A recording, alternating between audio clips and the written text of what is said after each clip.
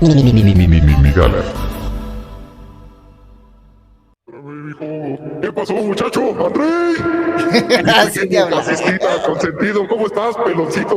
Desde aquí, mira, te miro desde el cielo, mira. Hay un puntito brilloso. Y Señor digo, Humberto ese Eco. puntito brilloso es mi chamaco, el André, claro que sí. Hace rato cuando usted todavía vivía, veía una entrevista sobre el fascismo y me sorprende cómo habla tan distinto de cuando estaba vivo a ahora que está muerto. O sea, le No, cambió es que muy ahora lo cabrón la entiendo, voz. muchacho. Ahora lo O sea, entiendo. Yo cuando estaba vivo me preocupaba por muchas cosas. Que híjole, ya después, pasados los eones, ¿qué más da, chamaco? Lo que importa es saber bailar. Saber bailar. ¿Sabes por qué eran tan exitosos los fascistas? Por esos bailesotes que armaban allí en el Uruguay, en Argentina. Se hacían unos bailesotes. Todos los inmigrantes fascistas, alemanes, italianos, bailesotes que se hacían ahí en Argentina, ahí no unas muchachas, y de ahí nos íbamos al fútbol, a la cantina. Andresito, si hubieras visto, chamaco, tremendos días esos del fascismo. El fascismo en los 70 era otra cosa. No era ese fascismo feo, ese fascismo de golpes, de maldad, no, era fascismo de relumbrón. Decir fascista era como decir, soy americanista, yo soy...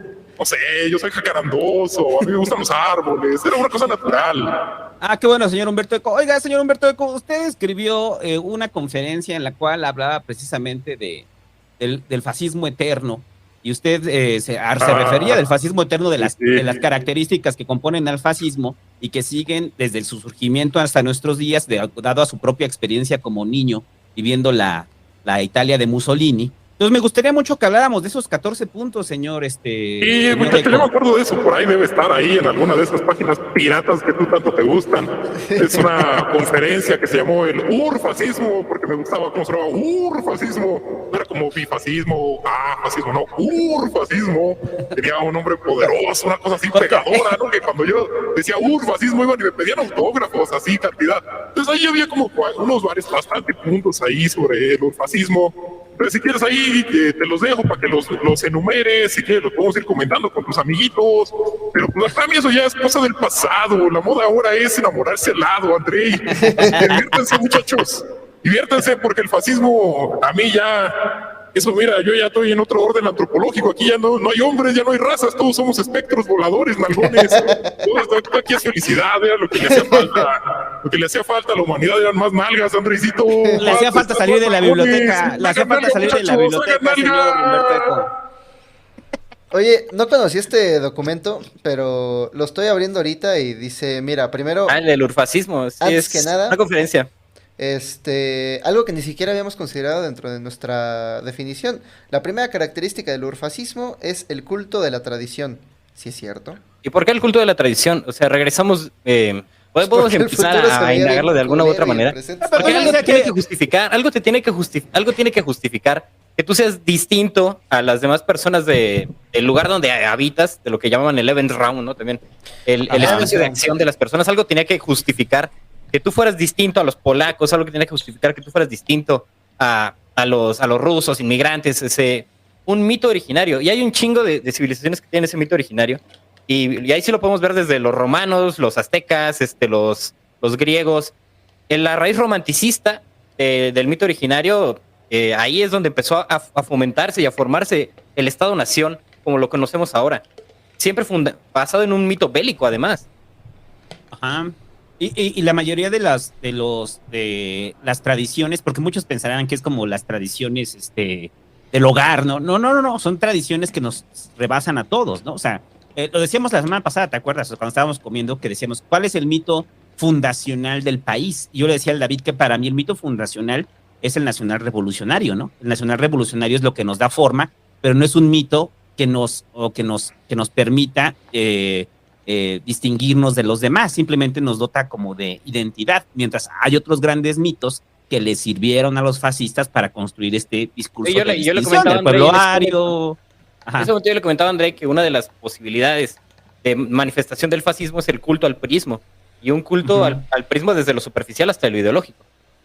Sí, pero no es un mito fundacional. O sea, el mito fundacional, hace rato que hablábamos del cardenismo, antes de que llegaras, puede ser un mito fundacional, el cardenismo, ¿no? Para mucha banda, ¿no?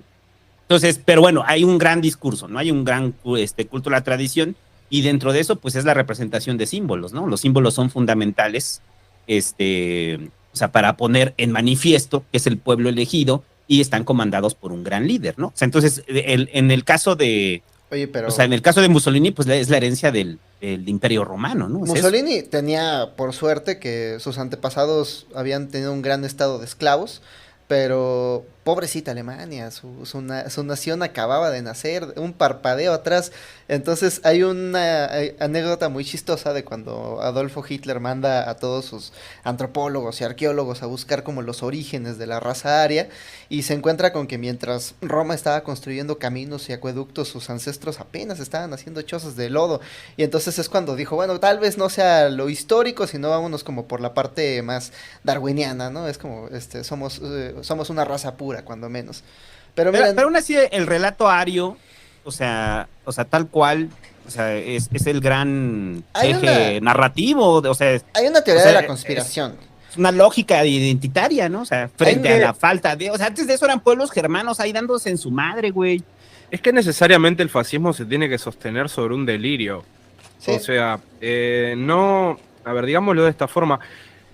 El fascismo se sostiene en gran mayoría. Hoy en día lo identificamos, por ejemplo, al nacionalismo como un principio fundamental, como estamos diciendo ahora, de algo que puede derivar en el fascismo, porque es como que culturalmente hay como cierto grado de nacionalismo aceptable y hay un momento en donde el nacionalismo exacerbado ya es conflictivo y vira en el fascismo. ¿No? No sé si precisamente podemos llamar a todo nacionalismo un fascismo en potencia, pero creo que se sostienen sobre el mismo fundamento y creo que el fascismo lo utiliza muy bien, que es el principio de exclusión. Alguien forma parte de una nación porque no forma parte de otras naciones. Tiene algo que es distinto. Esa persona es distinta a, por ejemplo, qué sé yo, te voy a hablar por ejemplo, un mexicano es mexicano porque tiene una característica que lo hace mexicano y que el estadounidense no tiene. ¿Ok? Tiene cierta característica que hace que... Pero en realidad ni siquiera estamos hablando en sí de naciones, sino que un conjunto de características excluyentes que agrupan a la gente así arbitrariamente en determinados límites geográficos y que por alguna razón conveniente siempre hay un estado que responde a ese grupo, y después caemos en cuestiones, entendiendo más a la nación y al nacionalismo como dos cosas separadas. Caemos por ahí ya en absurdos como el caso, y sé que alguna gente me va a linchar por esto, pero el caso Argentina y Uruguay. Que el problema de Argentina es que se cree que Argentina, internacionalmente se le interpreta, o incluso dentro de acá, es la identidad de Buenos Aires, de la ciudad de Buenos Aires, reproducida en todo el país. Por sobre todo el país, pero en realidad es una entidad rioplatense, que es una identidad compartida con Uruguay, por ejemplo. Entonces, si yo me baso en un concepto de nación y de nacionalismo, que es necesariamente excluyente y ya no es identitario, no es un sujeto colectivo, que se da por tu realidad material, sino que en realidad es un sujeto imaginario, colectivo, impuesto de arriba hacia abajo. Ahora, en el caso de Uruguay, la gente de Buenos Aires y la gente de Montevideo son parte de una misma nación dividida en dos países, si lo interpretamos desde ese punto de vista.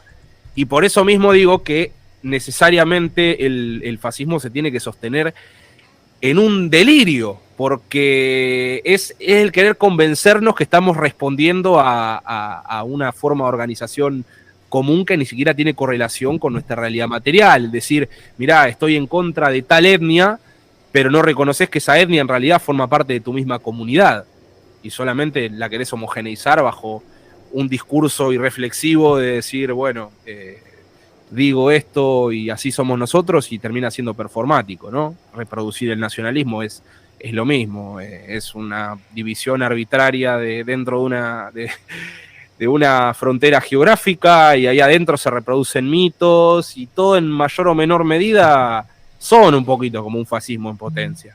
No más que tal vez no caen en lo excluyente, así como más ¿cómo podemos decirlo? Explícito. Y lo otro es más como, sí, jaja, Argentina hace mucho eso, igual. De, bueno, el crisol de razas y somos una nación pluricultural. Sí. Somos como una nación policultural y lo que sea, pero bien que cuando el hecho de describir que es un argentino ya estás excluyendo a todo aquello que no forma parte de eso. Entonces,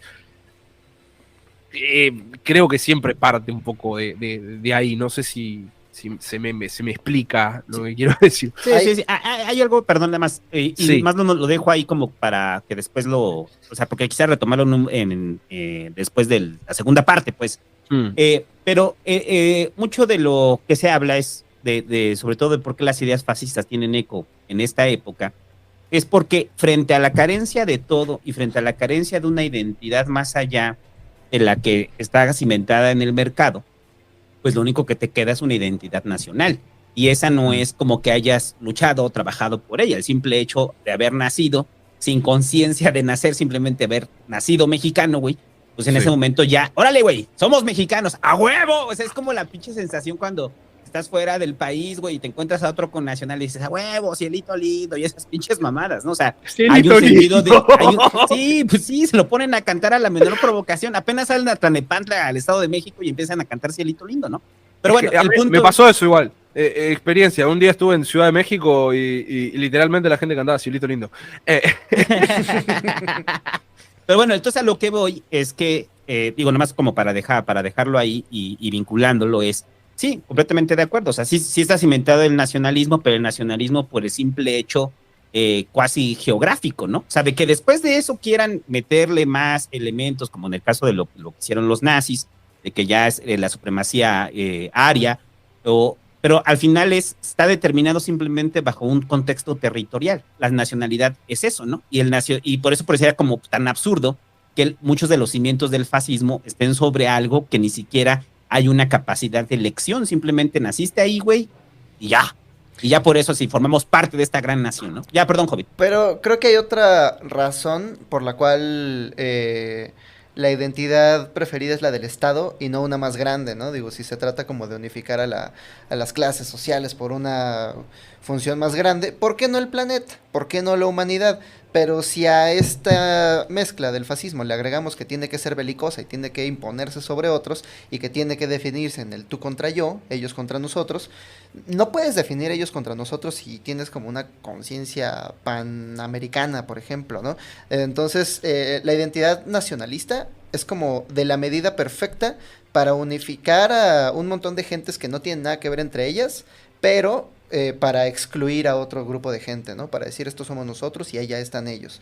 A ver, yo tengo una pregunta ahí nada más, perdón, güey, rápido. ¿El nacionalismo en general va vinculado a lo bélico? Esa es como una de las cosas que yo me hago la pregunta, porque no creo, o sea, entonces, y es como una característica tal cual del fascismo, que va vinculado a lo bélico. Según Eric Fromm, es necesario que el nacionalismo sea bélico, precisamente porque una de las funciones de la nación-estado es mantener segura a la gente de adentro contra las amenazas de afuera. Entonces, para mantenerlos seguros, necesitas un ejército fuerte. A ver, ya, perdón, interrumpí al David, güey. Sí, pues tendríamos que preguntarnos acerca de todos los nacionalismos y ver ahí bastantes diferencias entre los nacionalismos en distintas épocas. Pero más o menos podríamos entender que los momentos de formación de estados-nación, como en Europa durante el siglo XIX, o en América Latina durante el siglo XX o siglo también XIX, sí estaban en un contexto bélico interno, ¿no? Y inmediato. Y siempre se escogían los mitos correctos, de los muchos mitos del gran panteón de dioses y de la gran teogonía que se tiene como en todos los lugares. Siempre se elegía el mito correcto, ¿no? Es muy interesante que se eligiera el mito de los bárbaros arios conquistadores, porque pues de alguna u otra manera justificaba la invasión alemana hacia las tierras aledañas. En lugares con, por ejemplo, un sustrato indígena, se escoge casi siempre la gran raza indígena que gobernó a los demás, como los incas, ¿no? Dentro de toda la pluralidad de naciones indígenas de allá, se escogió a una que había aglutinado ese territorio.